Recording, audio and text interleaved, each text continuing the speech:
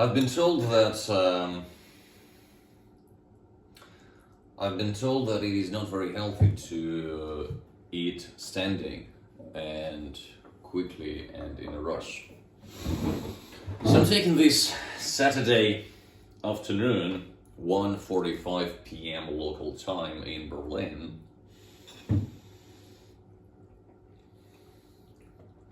to eat in a way that is good for me, to eat in a way that is good for my mind, in a way that is good for my body, which is conscious eating.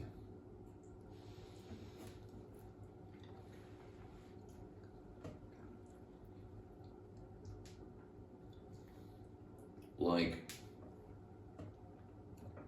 not to treat eating as a task to be completed as quickly as possible, but rather as a goddamn festival, a little, moment of celebration. Isn't it pure joy to fucking eat food? Come on.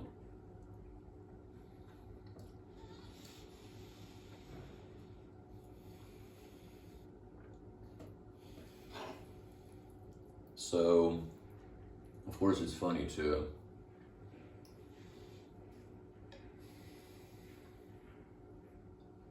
talk about conscious, mindful eating when there is a fucking camera right there, and I'm aware that this is being recorded, and I'm also aware that I cannot afford an editor right now, and I cannot be bothered to do any editing myself.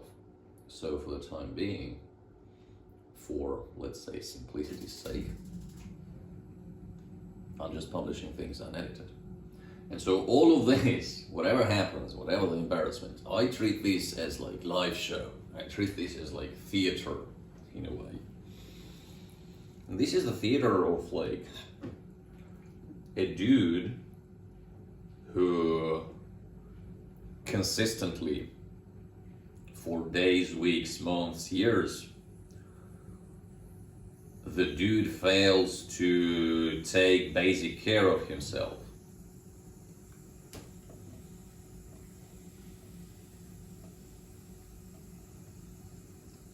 You would be surprised how many adults, men, women, doesn't matter, especially those live alone, think those live alone are probably hit hardest.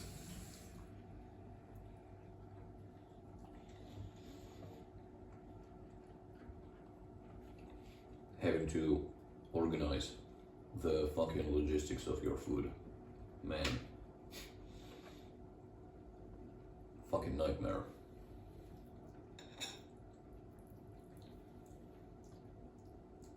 But food is joy. I love food. Love food.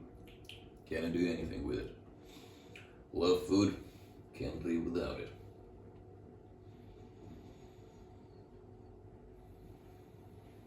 But this is a very different way of eating, I have to tell you. And it's hard. It's not easy to treat eating as a meditation too. Like, because I've always been rushing towards the next thing. What's the next task? What's the next thing? What's the next thing on the calendar? What is all the things I haven't tried, watched, listened to, etc. Christ, dude. You have to, at some point, really stop pursuing dopamine in the form of novelty and start digging deeper into some things, because that's where the real reward comes from. Hard work and a lot of time put into one thing. I have no idea, by the way, what I'm talking about. This food is delicious, by the way.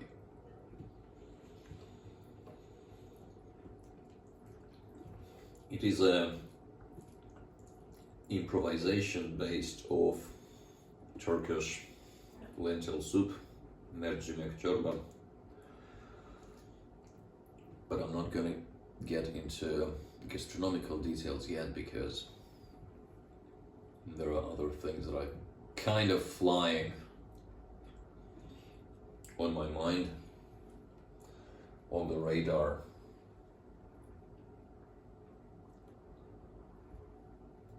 But I don't think that anything is really ready yet to be broadcasted and talked about.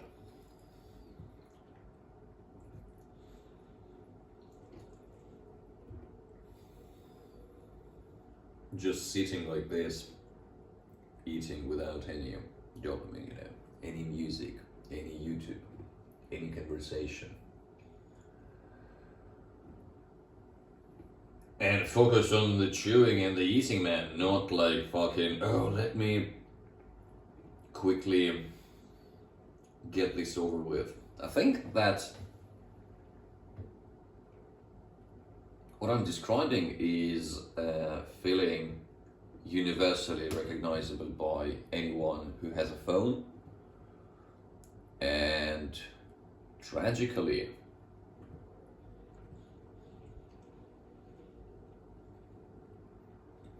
this inability to sit with your thoughts without any external stimulation for like 5 fucking minutes. It's literally, figuratively, of course. Sounds, let's say, not unlike withdrawal symptoms of a drug addict. So that's fun, or any addict really. It doesn't matter whether we're talking gambling addiction, or porn addiction, or internet addiction. It's all the same thing anyway.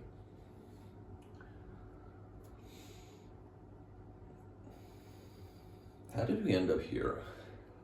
That we are so addicted to novelty without substance just for the sake of novelty. The fast food dopamine of little things. 1-2 seconds of attention you are willing to give to a thing before moving on.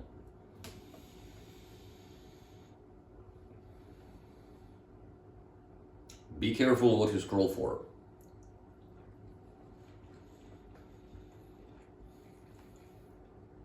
I scroll and I scroll and I scroll and I scroll. That's kind of like modern Sisyphus. I don't know what's worse, carrying a big stone, a huge boulder uphill, or fucking scrolling whatever field is scrolling. So much energy. I think you can generate a lot of electricity from all the scrolling. Maybe that can be like the perpetual movement machine. Like people scroll their phones and produce enough energy to charge their phones, and so this is infinite cycle, and they don't need to eat too.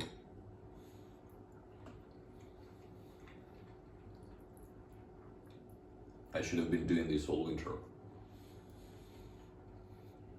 just forcing myself basically into slow eating by fucking turning on the camera. It's insane, I have to tell you. Like, the psychological effect of this.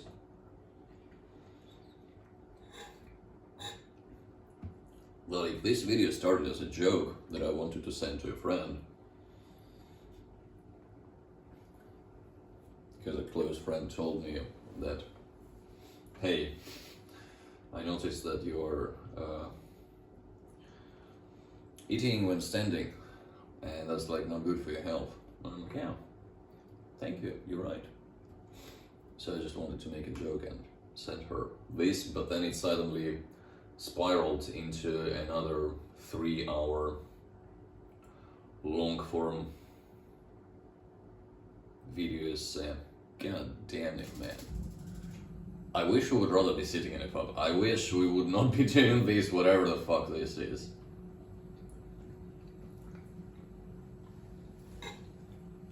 But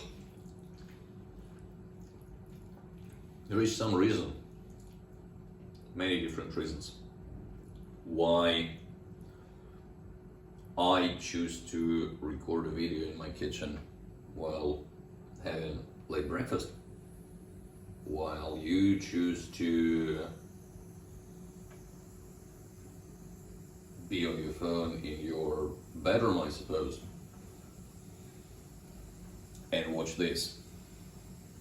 Why? Nobody knows. Also bold of me to assume that anybody would watch this, which is, I think, in a way, the beauty of modern internet. That everything is so tiny and visible that in a way it's good. Things don't go viral anymore, really. Not the way they used to, at least. And that's good. I think we can go away from the dopamine machine, basically.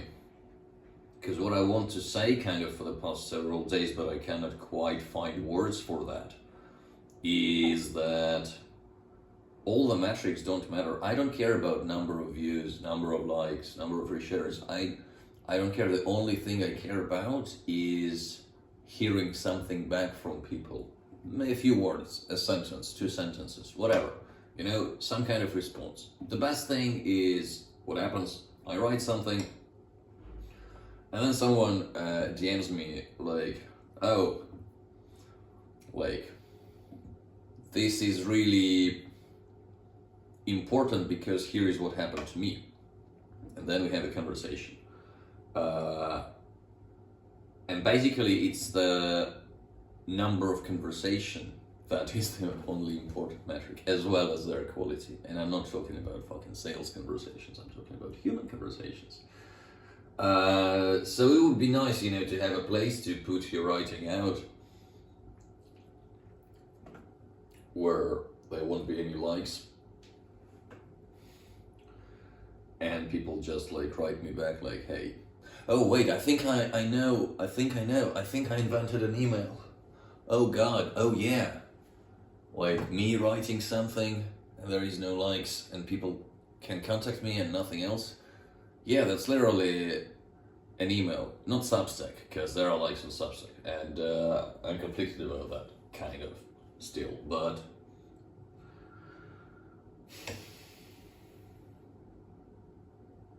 see, when you have food, kind of forces you to fucking sit and eat, man.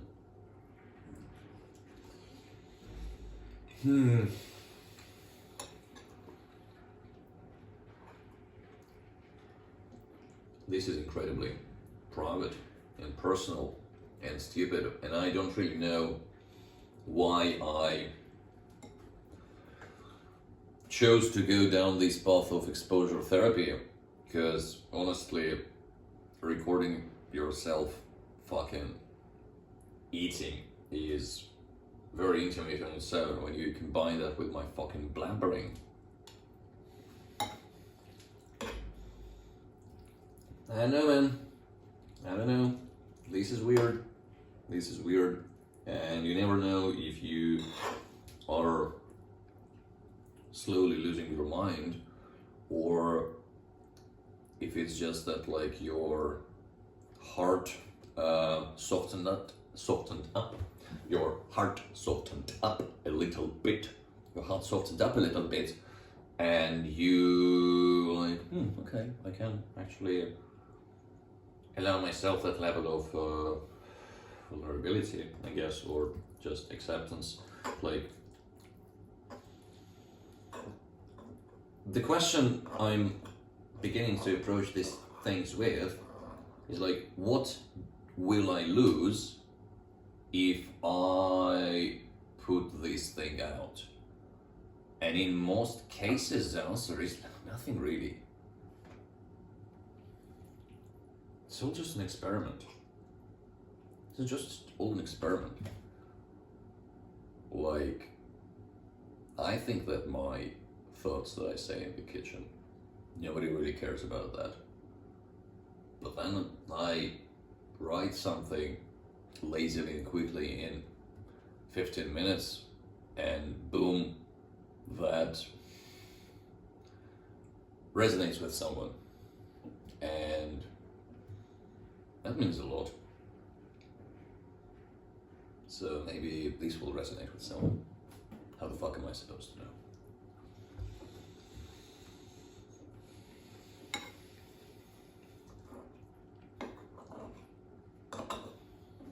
I love living alone, don't get me wrong. But sometimes eating alone fucking sucks.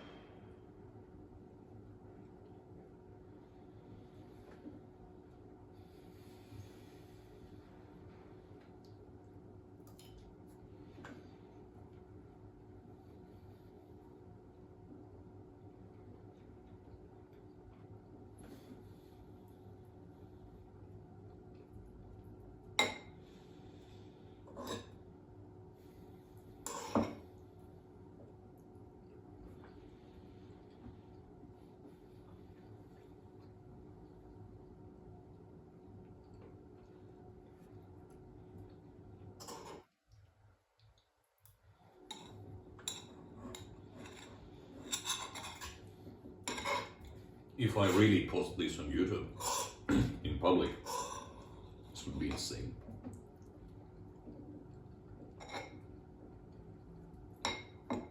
I sincerely hope that will happen though. Isn't that the most beautiful sound in the world? The spoon clanking against the ceramic. Those are the interesting things. Real life, real materials, reality, and not internet. But you know, when it's grey sky and not particularly warm, let's say outside in Berlin winter, internet is the best socializing you get. Trust me. By April, my internet fascination will be gone again, as I will be cycling, camping, and enjoying the slow, tragic collapse of Western civilization in the best possible city to watch this collapse from, which is Berlin. Yeah. Thank you for watching. I hope that you don't need therapy immediately after this.